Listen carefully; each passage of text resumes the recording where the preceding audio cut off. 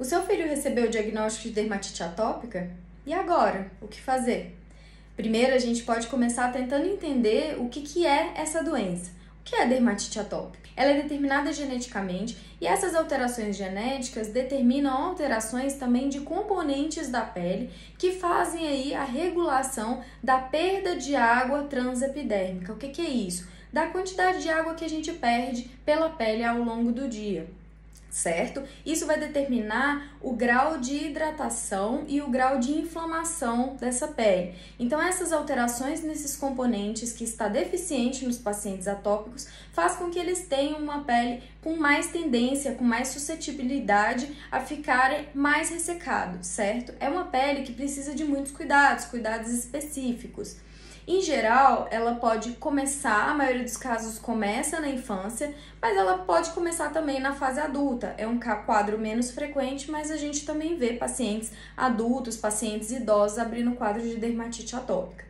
Cada fase da vida, ela vai se expressar de uma forma diferente. Então, quando o bebezinho manifesta dermatite atópica, por exemplo, ele costuma ter mais lesões em face.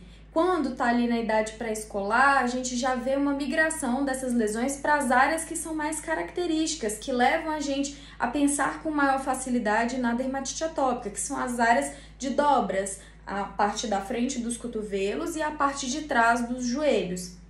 Também punhos, cervical. Em adultos, é muito comum a dermatite atópica se manifestar nas mãos, por exemplo. Certo? Mas ela pode acometer basicamente qualquer área do corpo, glúteos, região genital também pode ser acometida, face, pálpebras, e nós temos medicações específicas para poder tratar.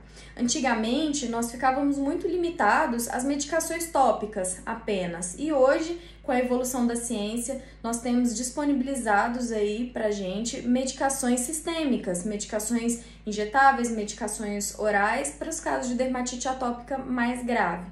Em geral, o que precisa ser feito, o que a gente tem que tentar deixar bem claro e reforçar com os pacientes, é que a base do tratamento é na hidratação da pele. Se a pele não estiver hidratada, nós não teremos um bom controle do quadro. E é esse ressecamento que gera essas lesões. As lesões são geralmente vermelhas, pode abrir como se fossem feridas mesmo, que por vezes podem até infeccionar e gerar aí quadros mais graves, nessas áreas que a gente já comentou anteriormente.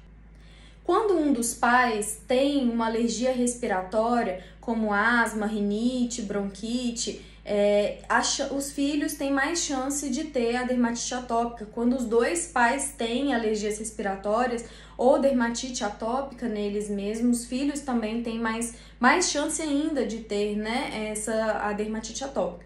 E, em geral, os pacientes atópicos, eles são caracterizados aí, não necessariamente vão ter as três coisas, mas geralmente quem tem um tem mais chances de ter o outro. Então são pacientes que além da dermatite atópica podem ter alergias respiratórias e podem ter alergias alimentares. Necessariamente um paciente atópico precisa fazer restrição alimentar? Ele precisa fazer uma dieta específica para quem tem dermatite? Não necessariamente. E sempre é bom um aconselhamento, um acompanhamento de um nutricionista, porque a inflamação da pele, ela reflete a inflamação do organismo como um todo. Isso é uma coisa que vocês vão me ouvir falando muito aqui. Mas não necessariamente você precisa excluir alguma coisa da dieta do paciente com atopia. É alguma coisa pré-determinada. É lógico que esses pacientes têm mais chances de ter sensibilidade a algum tipo de alimento. Doutora, e como é que eu vou saber? Em geral, eu peço para os meus pacientes fazerem um diário.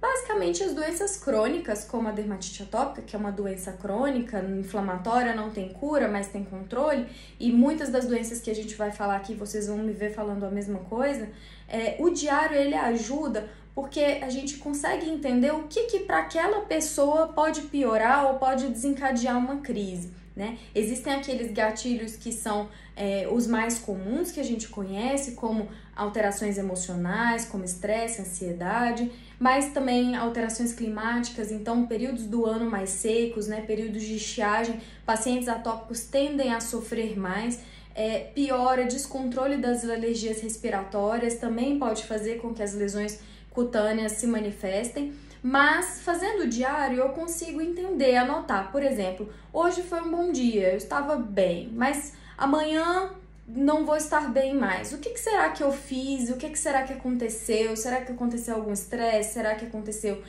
foi algum alimento diferente que eu comi? E assim a gente passa a se conhecer, a entender como que essa doença ela vai impactar na gente. Vou dar para finalizar algumas dicas básicas. Porque, apesar de ter o tratamento com as medicações tópicas, apesar de ter o tratamento hoje para os casos mais graves com medicações orais, como eu já tinha dito, o mais importante de ser feito e que não deixa que deve ser encarado como parte do tratamento super importante e como medicação é a hidratação da pele, é manter essa pele bem hidratada.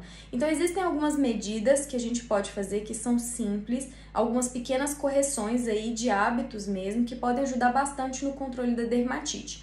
Por exemplo, o momento do banho. A gente não precisa tomar mais que 2 banhos ao dia, para começar. 1 a 2 banhos é o suficiente. Se eu precisar tomar um terceiro, um quarto banho, um dia que esteja mais quente, ou dar um banho naquela criança, que seja um banho só com água, não precisa usar o sabonete, um banho bem rapidinho.